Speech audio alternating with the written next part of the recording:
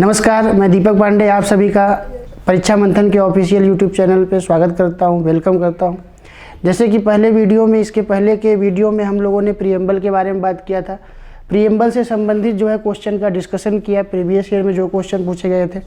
उसके अलावा जो है सेकेंड लेक्चर में हम लोगों ने जो है बात किया था पार्ट के बारे में, शेड्यूल के बारे में, और उसके अलावा पार्ट शेड्यूल से संबंधित हम लोगों ने प्रीवियस ईयर में जो क्वेश्चन पूछे थे उसके बारे में भी डिस्कस किया था। उसमें सोर्स ऑफ कॉन्स्टिट्यूशन के भी टॉपिक इन्वॉल्व थे, उसके बारे में भी हम लोगों ने डिस्कशन किया था।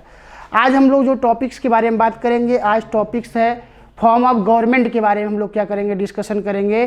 फॉर्म ऑफ गवर्नमेंट के अंतर्गत जो है सबसे पहले हम लोग देखेंगे पार्लियामेंट्री सिस्टम क्या होता है, फिर उसके बाद हम लोग देखेंगे प्रेसिडेंशियल सिस्टम क्या होता है, फिर उसके बाद हम लोग देखेंगे फेडरल सिस्टम क्या होता है, और फिर उसके बाद हम लोग देखेंगे कि यूनिटी सिस्टम क्या होता है। ये चारों सिस्टम को जो है कंपैरिजन करके हम लोग क्या करेंगे, बात करते चलेंगे, डिस्कशन करते चलेंगे। तो आइए जो है सबसे पहले फॉर्म ऑफ गवर्नमेंट के बारे में हम लोग बात करेंगे। तो पहला जो टॉपिक है वो पार्लियामेंट्री सिस्टम। पार्लियामेंट्री सिस्टम या इसको बोलते हैं संसदीय व्यवस्था।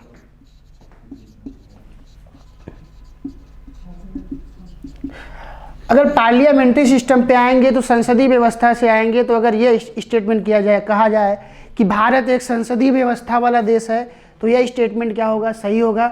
India is a parliamentary system country, तो ये क्या होगा, स्टेटमेंट सही होगा। और अगर यह पूछा जाए कि भारत में संसदीय व्यवस्था को कहाँ से बोरो किया गया है या इस व्यवस्था को कहाँ से लिया गया है, तो संसदीय व्यवस्था को जो है ब्रिटेन की प्रणाली के रूप में क्या कर दिया गया है, यहाँ पे लागू कर दिया गया है। तो ब्रिटेन से जो है इस व्यवस्था को क्या किया गया है, लिया गया है।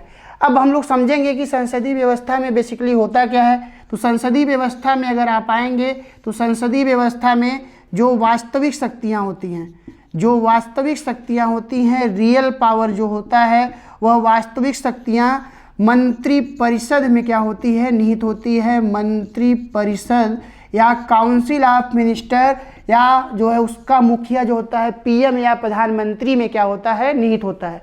तो वास्तविक शक्तियाँ, रियल पावर जो है किसमें होता है, तो प्रधानमंत्री या मंत्रिपरिषद में जो है निहित होता है। जबकि नाम मात्र की शक्ति, नाम मात्र की शक्ति राष्ट्रपति में निहित होता है। तो राष्ट्रपति में जो पार्लियामेंट्री सिस्टम में दिखाई देता है, राष्ट्रपति में जो है नाम मात्र की शक्ति होती है, नॉमिनल पावर दिखाई देता है। जबकि प्रधानमंत्री में जो है वास्तविक शक्तियाँ जो है रियल पावर दिखाई देती हैं। यह संसदीय व्यवस्था का क्या है, लक्षण है, यह संसदीय व्यवस्था का मुख्य विशेषता है। तो संसदीय व्यवस्था से जो क्वेश्चन पूछा जाता है कि इस व्यवस्था को भारत में कहाँ से लिया गया है, तो ब्रिटेन से लिया गया है। और संसदीय व्यवस्था में वास्तविक शक्तियाँ जो है मंत्रिपरिषद में निहित होती हैं, नाम मात्र की शक्ति राष्ट्रपति में निहित होती हैं। उसके अलावा जब आप संसदीय व्यवस्था में आएंगे तो संसदीय व्यवस्था में जो है दूसरे पॉइंट पे आएंगे, तो दूसरा पॉइंट यह कहता है कि विधायिका के ही सदस्य कार्यपालिका के सदस्य होते हैं। या कहने का मतलब कि विधायिका और कार्यपालिका के मध्य, विधायिका लेजिस्लेटिव और कार्यपालिका या एग्जीक्यूटिव, एग्जीक्यूटिव के मध्य समन्वय होता है। तो कहने का मतलब विधायिका और कार्यपालिका के मध्य क्या होता है, समन्वय होता है। लेजिस्लेटिव एग्जीक्यूटिव के जो बीच क्या होता है, समन्वय होता है। और कार्यपालिका का अस्तित्व या एग्जीक्यूटिव का अस्तित्व तभी तक है, कार्यपालिका का अस्तित्व तभी तक है जब तक विधायिका में बहुमत है। जब तक विधायिका में क्या है, बहुमत है, मेजॉरिटी है। तो कार्यपालिका का अस्तित्व जो है तभी तक है जब तक जो है गवर्नमेंट का विधायिका में जो है क्या होगा, लेजिस्लेटिव में क्या होगा, मेजॉरिटी होगा, बहुमत होगा, तभी तक जो है उसका अस्तित्व बना रहता है कार्यपालिका का। तो कार्यपालिका जो है विधायिका के मध्य समन्वय होता है। इस व्यवस्था में हमने बताया कि कार्यपालिका का वजूद या अस्तित्व जो है तभी तक होता है जब तक जो है विधायिका में जो है गवर्नमेंट का क्या होता है, मेजॉरिटी होता है, बहुमत होता है, तभी तक जो है कार्यपालिका आपको दिखाई देती है। जैसे ही विधायिका में बहुमत क्या होता है, समाप्त होता है, कार्यपालिका जो है स्वयं क्या हो जाती है, खत्म हो जाती है या जो है समाप्त हो जाती है। यह संसदीय व्यवस्था के पार्लियामेंट्री सिस्टम के क्या है, लक्षण है। पार्लियामेंट्री सिस्टम में आप देखते हैं कि पार्लियामेंट्री सिस्टम के अंतर्गत जो है समय समय पर इलेक्शन कराए जाते हैं। इसमें जो है डेमोक्रेटिक व्यवस्था भी दिखाई देता है। तो डेमोक्रेटिक के अंतर्गत जो है सभी व्यक्ति को अपने मनपसंद का सरकार चुनने का अधिकार होता है। हर व्यक्ति वोटिंग करता है, वयस्क मताधिकार का जो है प्रयोग करता है। फिर उसके बाद इसमें हमने बताया कि रियल पावर जो है प्रधानमंत्री में होगा और जो नॉमिनल पावर होता है वो जो है राष्ट्रपति में होता है। इतना आप याद रखिएगा, इतना फैक्ट जो है मोर देन सफिशिएंट है संसदीय व्यवस्था में। इसके अलावा जो है चैनल पे जो है इससे संबंधित वीडियो पड़े हुए हैं, आप उसको क्या कर सकते हैं, सर्च करके देख सकते हैं संसदीय व्यवस्था। तो संसदीय व्यवस्था को भारत में जो है कहाँ से लिया गया है, तो संसदीय व्यवस्था को भारत में ब्रिटेन से लिया गया है। भारत एक संसदीय व्यवस्था वाला देश है। अब आइए हम लोग समझते हैं प्रेसिडेंशियल सिस्टम के बारे में, या राष्ट्रपति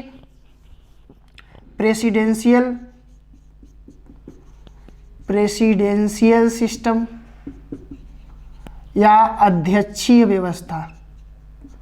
प्रेसिडेंशियल सिस्टम या अध्यक्षीय व्यवस्था।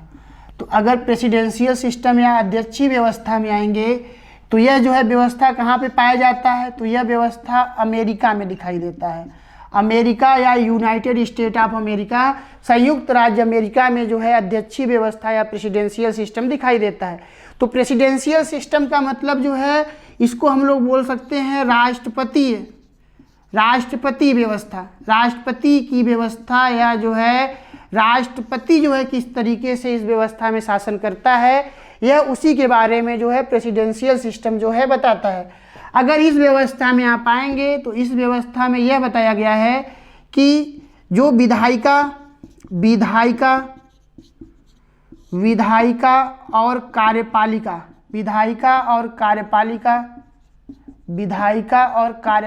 के मध्य विलगाव होता है या सिपरेशन होता है। क्या होता है, विलगाव होता है या सिपरेशन होता है। तो यहाँ पे विधायिका और कार्यपालिका के मध्य क्या होता है, सिपरेशन होता है, डिवीजन होता है। तो बेसिकली कहने का मतलब यह है कि विधायिका और कार्यपालिका के मध्य विलगाव रहेगा। यहाँ पे जो है विधायिका के सदस्य कार्यपालिका के सदस्य नहीं होते, क्योंकि यह दोनों अलग होते हैं। जबकि संसदीय व्यवस्था में हमने बताया कि विधायिका के जो सदस्य होते हैं वही कार्यपालिका के भी सदस्य होते हैं, और कार्यपालिका का वजूद या अस्तित्व तभी तक होता है जब तक जो है विधायिका में गवर्नमेंट का क्या हो, बहुमत हो, मेजॉरिटी हो, तभी तक जो है वो उसका वजूद बना होता है।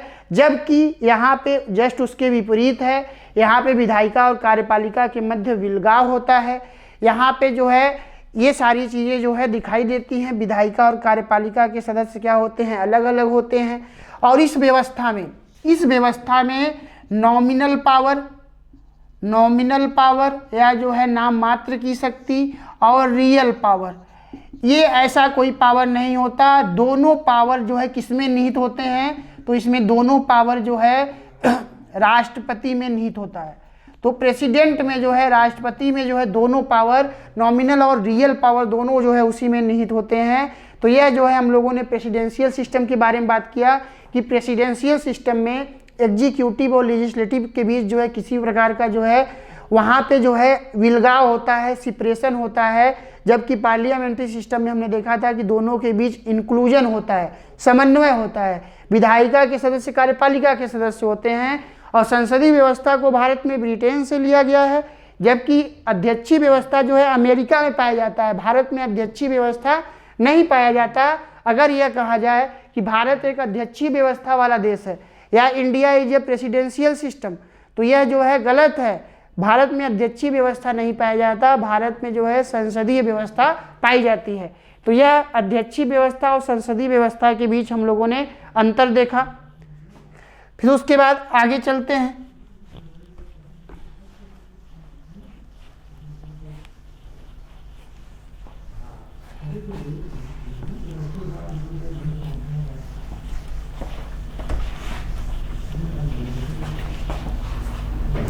अब पावर के लेवल पे आएंगे तो अगर पावर के स्तर पर, पावर के लेवल पर अगर आप आएंगे या जो है शक्तियों के स्तर पर, शक्तियों के स्तर पर आप आएंगे तो यहाँ पे दो प्रकार का आपको प्रशासन दिखेगा, दो प्रकार की व्यवस्था दिखेगी।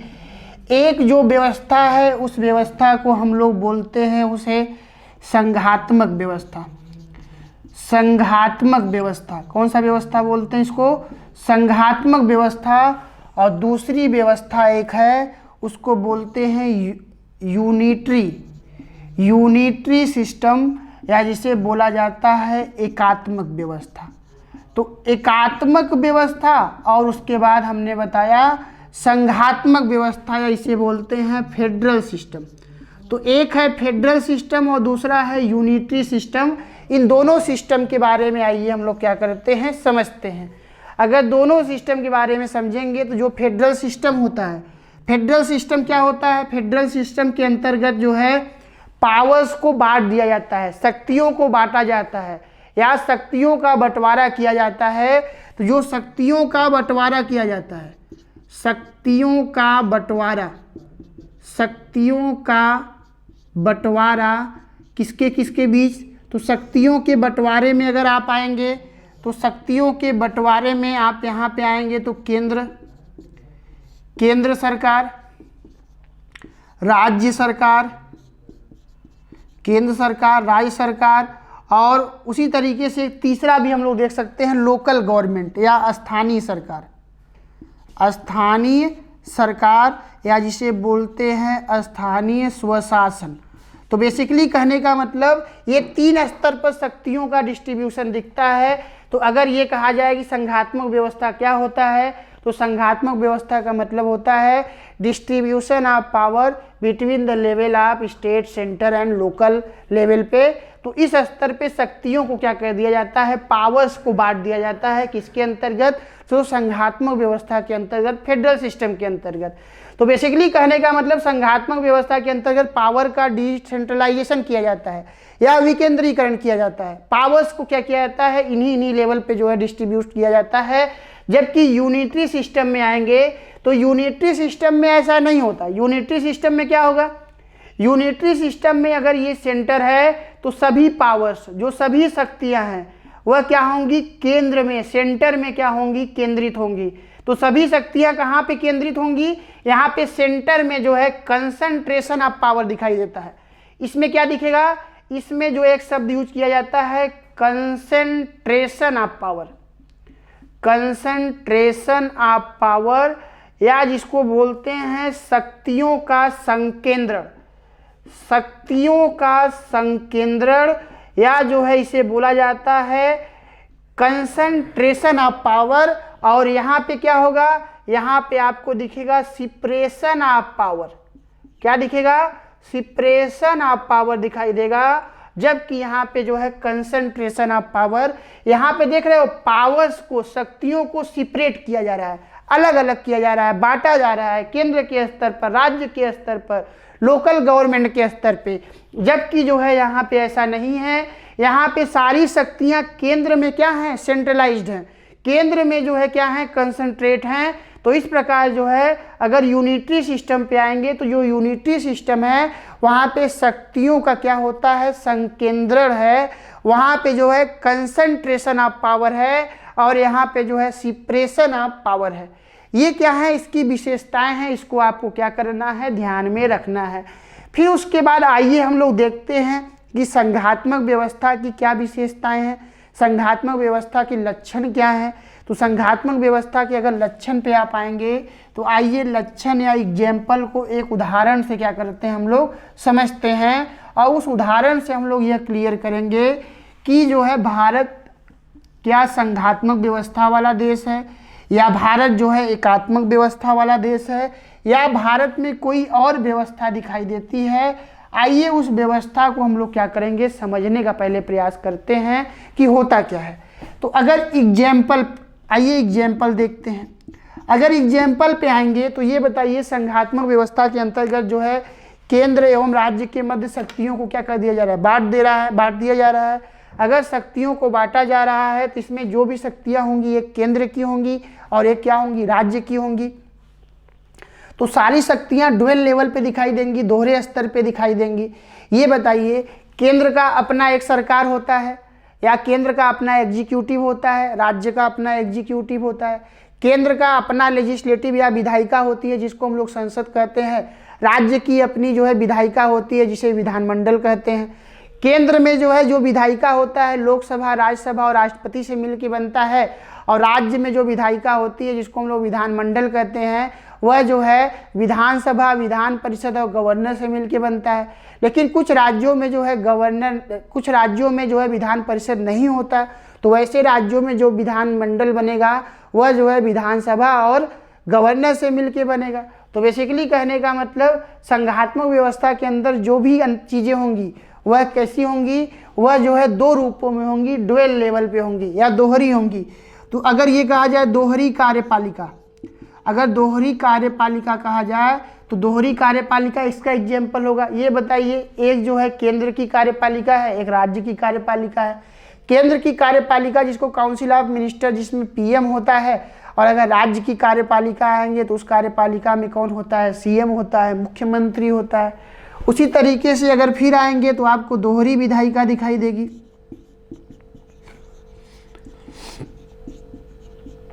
दोहरी विधायिका दिखाई देगी। दोहरी विधायिका का मतलब डुअल लेजिस्लेटिव दिखाई देगा। डुअल लेजिस्लेटिव हमने एग्जाम्पल दिया कि केंद्र में जो है पार्लियामेंट और राज्यों में जो है विधानमंडल के रूप में जाना जाता है। तो यह जो है दोहरी विधायिका। फिर उसके बाद अगर आप आएंगे तो यहाँ पे जो लक्षण दिखाई देगा दोहरी नागरिकता की होगी लक्षण। कैसी नागरिकता होगी, तो दोहरी नागरिकता का लक्षण दिखाई देगा, या डुअल सिटीजनशिप दिखाई देगा। डुअल सिटीजनशिप का मतलब क्या है, एक बार एक ही व्यक्ति राज्य का सिटीजन होगा, नागरिक होगा, एक ही बार जो है व्यक्ति जो है केंद्र का नागरिक होगा। तो इस प्रकार डुअल सिटीजनशिप दिखाई देगा। फिर उसके बाद आप आएंगे तो यहाँ पे दोहरी प्रशासनिक व्यवस्था दिखाई देगी। दोहरी प्रशासनिक व्यवस्था दिखाई देगी। तो दोहरी प्रशासनिक व्यवस्था दिखाई देगी, तो यह जो है किसके लक्षण है, ये संघात्मक व्यवस्था के लक्षण है। तो इस प्रकार जो है जो भी चीज़ें दिखाई देंगी वो दो रूपों में दिखाई देंगी, डुअल दिखाई देगा, दोहरी दिखाई देंगी। फिर उसके बाद अगर आप यूनिटरी सिस्टम पे आएंगे तो अगर इसके एग्जाम्पल को समझेंगे तो यहाँ मैंने बताया था कि जो पावर्स होते हैं वो कॉन्सेंट्रेट हैं, वह जो है केंद्रित हैं। केंद्र में जो है क्या है, कॉन्सेंट्रेट हैं, तो सारा पावर केंद्र में है। तो यहाँ पे जो है दोहरी नहीं पाया जाएगा, यहाँ पे एकहरी पाया जाएगा या एकल पाया जाएगा। तो अगर एकल पे आएंगे तो यहाँ पे आप देखेंगे कि एकल विधायिका होगा, एकल कार्यपालिका, एकल विधायिका, एकल कार्यपालिका, एकल विधायिका,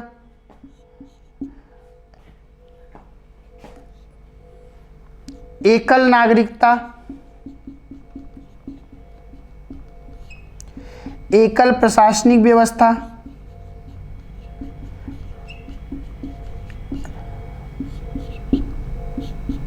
एकीकृत न्यायपालिका, एकीकृत या एकल न्यायपालिका, और यहाँ पे भी जो है दोहरी न्यायपालिका दिखाई देगी।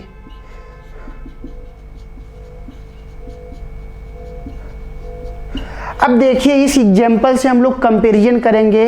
अगर ये एग्जाम्पल भारत में दिखाई दे रहा होगा तो हम कहेंगे कि संघात्मक व्यवस्था भारत में है, और अगर हम कहेंगे ये एग्जाम्पल दिखाई दे रहा होगा तो हम कहेंगे भारत में एकात्मक व्यवस्था दिखाई दे रहा है। आइए जो है चेक करते हैं कि कौन कौन सी व्यवस्थाएं जो है दिखाई देती हैं, तो फिर उन व्यवस्थाओं को उस आधार पे हम लोग क्या करेंगे, तय करेंगे कि वह एकात्मक व्यवस्था वाला देश है कि संघात्मक व्यवस्था वाला देश है कि इनके अलावा कोई और व्यवस्था वाला देश है। ये जो है पहले हम लोग क्या करते हैं, इससे समझने का प्रयास करते हैं। अगर आप देखेंगे तो आइए देखते हैं दोहरी कार्यपालिका। क्या भारत में दोहरी कार्यपालिका दिखाई देती है, तो इसका आंसर यस है, भारत में दोहरी कार्यपालिका दिखाई देती है। दोहरी कार्यपालिका इसलिए दिखाई देती है, मैंने बताया कि केंद्र में जो है कौन होता है, काउंसिल ऑफ मिनिस्टर का जो है पीएम, और सेंटर में जो है काउंसिल, और जो है स्टेट में काउंसिल ऑफ मिनिस्टर के लिए सीएम या मुख्यमंत्री होता है। तो इसका मतलब यह भारत में पाया जाता है। क्या भारत में एकल कार्यपालिका पाया जाएगा, तब नहीं पाया जाएगा। तो इस स्तर पे भारत में एकात्मक व्यवस्था नहीं पाया जाता, लेकिन कार्यपालिका के स्तर पे भारत में संघात्मक व्यवस्था के लक्षण दिखाई देते हैं। फिर देखते हैं विधायिका, दोहरी विधायिका पाई जाती है, तो भारत में दोहरी विधायिका पाई जाती है। यस, क्योंकि जो है केंद्र की अपनी जो है विधायिका है जिसको हम लोग पार्लियामेंट बोलते हैं, और जो है राज्य की अपनी विधायिका है जिसको हम लोग जो है विधानमंडल के नाम से जानते हैं। तो यह भारत में व्यवस्था दिखाई देता है। क्या यह व्यवस्था दिखाई देती है? तो जब ये दिखाई देगी तो ये तो दिखाई नहीं देगी, तो एकल विधायिका नहीं दिखाई देगी। फिर उसके बाद दोहरी नागरिकता, भारत में दोहरी नागरिकता की विशेषता दिखाई देती है, तो भारत में दोहरी नागरिकता की विशेषता नहीं दिखाई देती, तो यह जो है विशेषता भारत में नहीं दिखाई देगी। भारत में एकल नागरिकता दिखाई देता है। भारत में कौन सी विशेषता है? एकल नागरिकता की विशेषता दिखाई देती है। भारत में दोहरी नागरिकता नहीं है। दोहरी नागरिकता जो है कहाँ पे पाया जाता है? तो दोहरी नागरिकता अमेरिका में पाई जाती है। अमेरिका में दोहरी नागरिकता या यूनाइटेड स्टेट ऑफ अमेरिका में दोहरी नागरिकता या डुअल सिटीजनशिप दिखाई देता है, जबकि भारत में एकल नागरिकता जो है सिंगल सिटीजनशिप दिखाई देता है। तो डुअल नागरिकता या डुअल सिटीजनशिप का मतलब होता है कि एक ही व्यक्ति जो है राज्य का नागरिक होगा पहले, या उसको राज्य की नागरिकता प्राप्त होगी और उसी व्यक्ति को केंद्र की नागरिकता प्राप्त होगी, तो यह दोहरे स्तर पे दिखाई देता है, तो उसको बोलते हैं दोहरी नागरिकता। तो यह जो है दोहरी नागरिकता भारत में नहीं पाई जाती। दोहरी नागरिकता अमेरिका में पाई जाती है, भारत में एकल नागरिकता पाई जाती है। अब देखिए, अगर एकल नागरिकता के स्तर पे आएंगे, तो भारत में जो है यूनिटरी सिस्टम दिखाई दे रहा है, भारत में फेडरल सिस्टम तो नहीं दिखाई दे रहा है। फिर उसके बाद दोहरी प्रशासनिक व्यवस्था, तो भारत में दोहरी प्रशासनिक व्यवस्था दिखाई देती है, केंद्र की अपनी प्रशासनिक व्यवस्था, राज्य की अपनी प्रशासनिक व्यवस्था। फिर उसके बाद दोहरी न्यायपालिका, तो भारत में दोहरी न्यायपालिका नहीं दिखाई देता है, भारत में एकीकृत न्यायपालिका दिखाई देता है। तो भारत में कैसा न्यायपालिका दिखाई देता है? एकीकृत न्यायपालिका। एकल न्यायपालिका भारत में दिखाई देता है। अगर आप आर्टिकल 124 पढ़ेंगे तो 124 में बताया गया है कि भारत की जो है न्यायपालिका एकीकृत है या एकल है। तो भारत में जो न्यायपालिका का एग्जाम्पल है वह यूनिटरी सिस्टम का एग्जाम्पल है। तो ये देखिए, आपने जो है जब ये सारी चीज़ें देखा तो इसको देखने के बाद आपको ये समझ में आया कि कुछ लक्षण संघात्मक के दिख रहे हैं और कुछ लक्षण जो है एकात्मक के दिख रहे हैं। तो इस आधार पे अगर ये कहा जाए, ऐसा स्टेटमेंट कहा जाए कि भारत एक संघात्मक व्यवस्था वाला देश है, या Bharat India is a federal country, तो स्टेटमेंट गलत हो जाएगा। गलत इसलिए हो जाएगा कि पूरी तरीके से भारत संघात्मक व्यवस्था वाला देश नहीं है। लेकिन ऐसा स्टेटमेंट यूज होता कि भारत जो है अंशतः संघात्मक व्यवस्था वाला देश है, तो यह जो है क्या है? सही हो जाएगा। भारत आंशिक रूप से संघात्मक व्यवस्था वाला देश है, सही हो जाएगा, क्योंकि भारत पूरी तरीके से जो है संघात्मक व्यवस्था वाला देश नहीं है। अगर यह कहा जाए कि भारत एकात्मक व्यवस्था वाला देश है तो यह गलत हो जाएगा। लेकिन ऐसा कहा जाए कि भारत अंशतः एकात्मक व्यवस्था वाला देश है तो ये क्या हो जाएगा? सही हो जाएगा। तो कुल मिला के कहने का मतलब यह है कि कुछ स्तर पे भारत में संघात्मक व्यवस्था दिख रहा है, कुछ स्तर पे जो है एकात्मक व्यवस्था दिख रहा है। तो कहने का मतलब भारत संघात्मक और एकात्मक दोनों व्यवस्था का मिक्सर दिखाई देता है, या मिश्रित रूप जो है दिखाई दे रहा है। तो अगर आप यहाँ पे दोनों इस व्यवस्था को मिला देंगे, तो दोनों इस व्यवस्था को मिलाएंगे तो एक नई व्यवस्था आएगी, उसको बोलते हैं अर्ध संघात्मक व्यवस्था। अर्ध संघात्मक व्यवस्था, अर्ध संघात्मक व्यवस्था को बोलते हैं क्वैसी फेडरल सिस्टम। तो क्वैसी फेडरल सिस्टम जो है, अगर यह कहा जाए कि भारत जो है कैसी व्यवस्था वाला देश है, तो भारत एक अर्ध संघात्मक व्यवस्था वाला देश है, क्वैसी फेडरल कंट्री है, not federal, not unitary, it's quasi federal. तो भारत क्या है? अर्ध संघात्मक व्यवस्था वाला देश है, जिसमें जो है यूनिटरी के भी लक्षण हैं और जिसमें जो है फेडरल के भी क्या है? लक्षण हैं। तो अगर ये कहा जाए कि अर्ध संघात्मक इज इक्वल टू संघात्मक